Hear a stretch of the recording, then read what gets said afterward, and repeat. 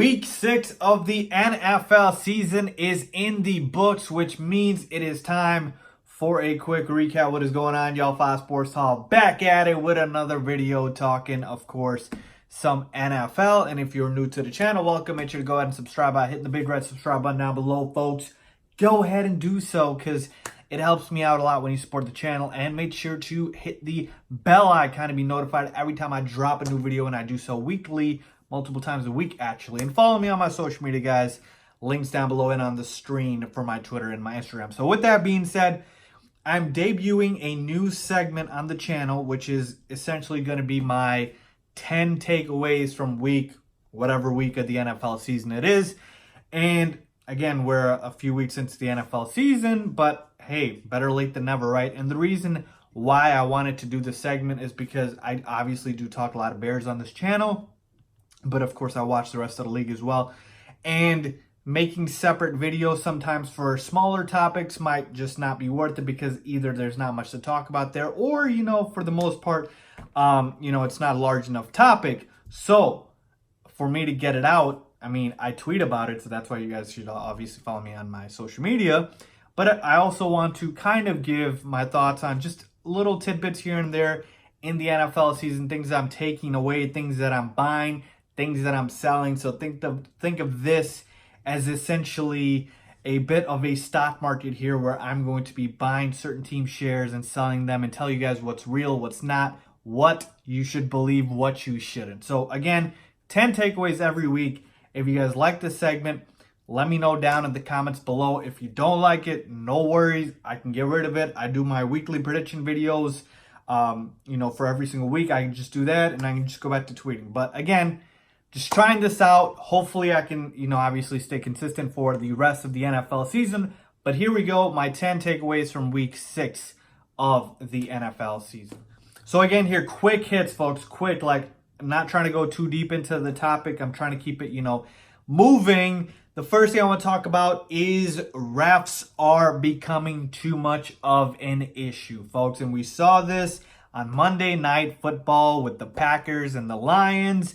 And that game essentially being decided by a hands to the face illegal penalty on Trey Flowers. And it's sad because, like I said, if you want to say it was a bit of a ticky-tack call, sure, whatever it may be. Now, I don't feel that strongly one way or another. Yes, absolutely. You could take a look at the fact and say that, that was a bad call. But I'm always of the belief that, for me, you obviously never want to let the refs decide the game. You always want to make sure that, you put the game away. And here's the thing with the Lions, when you kick field goals, folks, not saying that's the wrong thing to do most of the time or all the time, but when you kick field goals, instead of, scoring in the red zone, that's what happens.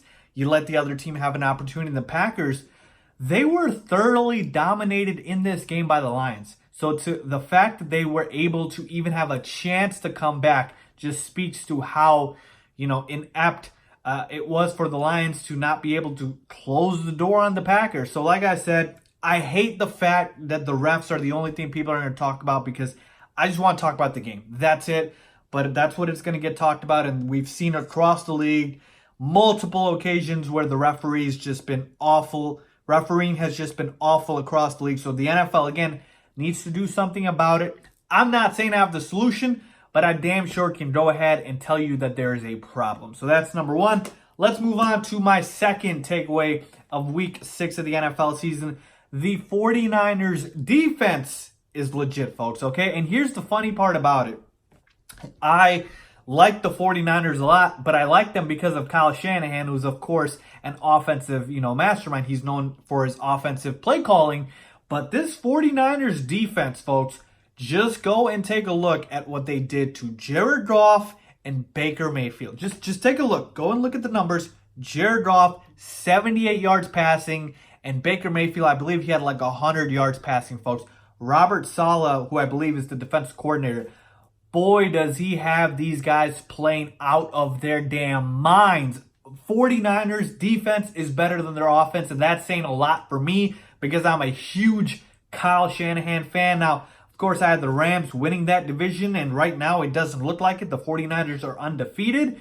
And so obviously, I don't feel good about my pick with the Rams, but listen, I might not think the 49ers can keep this up, but I certainly am buying into their defense, pending, of course, that they stay healthy. I just believe this team is going to be legit, especially on the defense side of the ball, what they can do with Nick Bosa and those boys. And I'm telling you right now, I think they play the Redskins this week. I pray for Case Keenum. I really do. He is going to be on his back all game long. So let's move on now to takeaway number 3, and that is Cam Newton should not get his job back. Folks, if you haven't noticed, the Carolina Panthers have not lost a game since Cam Newton got injured, okay? And I put air quotes around injured because to me, of course, Cam Newton's always injured. And that is not a knock on Cam Newton. That is just the harsh reality of the matter. And that has led to Cam Newton not being the same Cam Newton that we saw particularly in his MVP season, okay? And we haven't seen that since 2015 or whatever when he won the MVP award. And here's my problem with Cam Newton, okay? You don't want to be beholden to start a guy just because of the fact that, you know, you're paying him money and obviously he's done stuff for you in the past. No, this is what the Giants did with Eli Manning for far too long. It's time to cut the cord. Now, Cam Newton was playing like this when he was hurt. Maybe if he's fully healthy, he can return to the old Cam Newton. I just haven't seen it in seasons now. Not even games, in seasons. I'm not saying Kyle Allen is the answer, but if it ain't broke, why fix it? So if Cam Newton's healthy, like this week, which that's what the reports are saying, no, you're not benching Kyle Allen, folks. This team is rolling right now. I don't believe he's throwing an interception. He's doing exactly what he needs to do in terms of just managing the game, but at the same time not shooting himself in the foot. He actually throws a better ball than Cam Newton, okay? And that shouldn't be hard to believe because Cam Newton throws an awful ball right now. I'm telling you, folks, he's not good at this point, okay? So to me, Cam Newton shouldn't get his job back. Let's move on to takeaway number 4. Pump the brakes on Gardner Minshew. I know Minshew Mania is the hottest thing out right now, but the New Orleans Saints showed you that Gardner Minshew is in fact human, okay? He had an awful game, okay? And here's the thing. I'm not saying Gardner Minshew was getting hyped as something crazy, but people were saying Gardner Minshew, oh, it's time to move on from Nick Foles, oh, he's the next guy up. And again, I'm not making the takeaway that Gardner Minshew is garbage from one bad performance. All I'm saying is, are we really sold on him as a starting quarterback in the NFL after a handful of games? Folks, there are players in this league, quarterbacks especially, that I'm talking about, that have played for seasons and we're still not convinced they're starters in the NFL. Take a look at Marcus Mariota, who I'll get to in a second. Jameis Winston, you get my point. And so after a few games, you're ready to move on from Super Bowl MVP Nick Foles?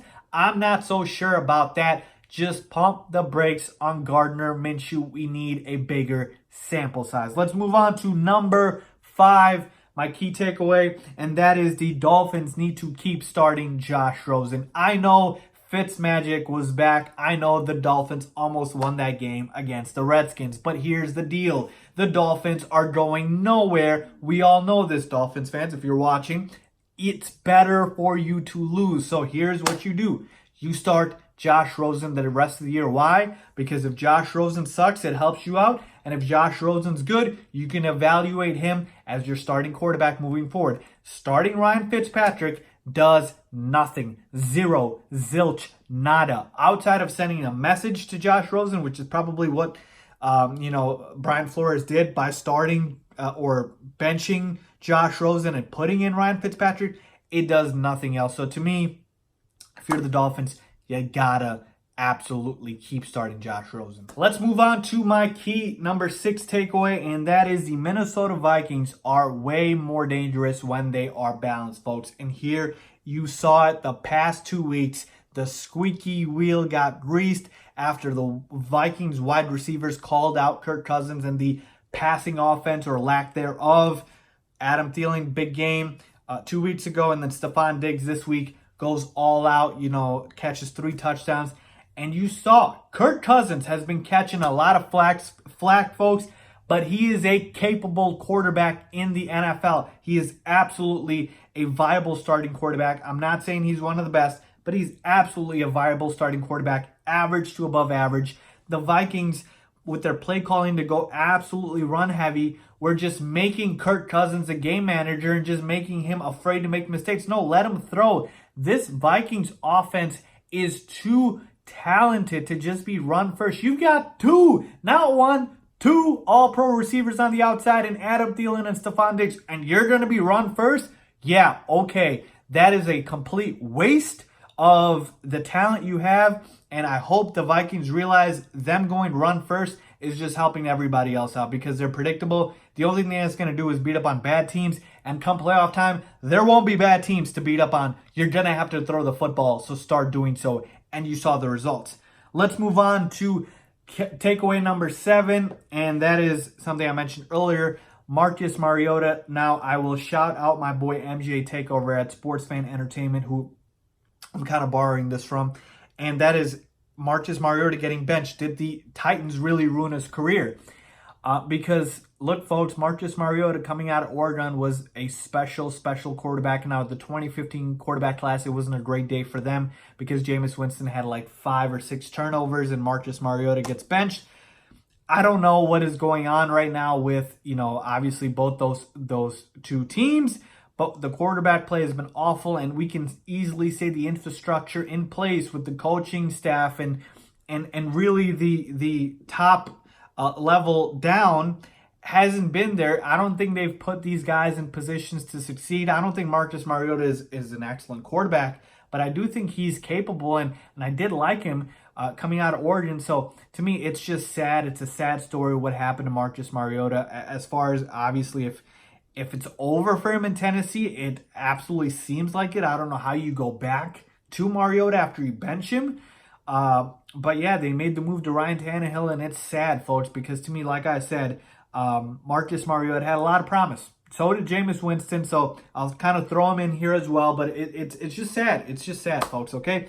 So let's move on to key takeaway number 8, and that is the Dallas Cowboys are overrated, folks. There's a reason I did not pick the Cowboys to make the playoffs this year, folks. They were not one of my wild card teams because I have the Eagles winning that division. And it's simple, folks. This team is not that good. They are average everywhere besides running back, okay?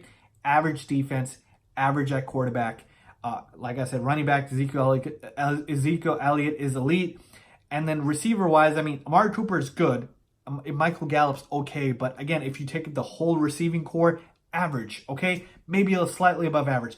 Offensive line, running back, I'll give it to you. That's it. They just beat up on bad teams, folks. That's it. They're just a little bit better than average or just about average, okay? You saw them lose to the Jets with Sam Darnold coming back from mono, okay? And they couldn't beat the Saints without Drew Brees. And now we saw, obviously, that the Saints have reeled off a few wins. But this is a team that's considered a title contender, a Super Bowl contender, folks. They're overrated, folks. They haven't shown me anything. They're just beating up on garbage teams. Let's move on to number 9. My number 9 takeaway, same old San Diego, I should say, because that's how old that they look. It's the same old damn Chargers, even though it's the LA Chargers. And they lose to the Pittsburgh Steelers with their third-string quarterback, folks. I believe that game was at home, too. How do you do that? The Chargers never cease to amaze me. They always shoot themselves in the foot. This team is not even dealing with as many injuries as they were earlier. They got their starting tight end back, Hunter Henry. They got their starting running back, Melvin Gordon. And you still lose to a Pittsburgh Steelers team starting their third-string quarterback. It just doesn't make sense to me. I don't even want to talk about it. Same old Chargers. I can't believe I picked this team to make a wild card, but I did. Okay, let's move on finally to number 10. Russell Wilson is still the MVP, and that is why I wanted to close it out because, like I said, folks, when Drew Brees went down, who was my original pick to win MVP, I amended it and I said Russell Wilson is going to win MVP, folks, and he has done nothing else to prove that otherwise. I know Christian McCaffrey's been phenomenal. Deshaun Watson's been good. Patrick Mahomes, he's fallen out of the race with the last couple of games. The clear-cut leader is Russell Wilson. Then I would put it Christian McCaffrey, and then everybody else, folks, okay? He is that damn good. It is time to put some respect on Russell Wilson. And I'm telling you, it's not like people don't think he's an elite quarterback. But I want Russell Wilson mentioned with Aaron Rodgers, Patrick Mahomes, Tom Brady. I want him right there. I want him 1, 2, 3 in whatever the first 3 quarterbacks are in the league. Russell Wilson belongs in that list. So there you have, folks, my 10 takeaways from week 6 of the NFL season. Let me know if you guys agree or disagree. Again, let me know if you like this video format. Leave a comment down below. As always, thanks for watching.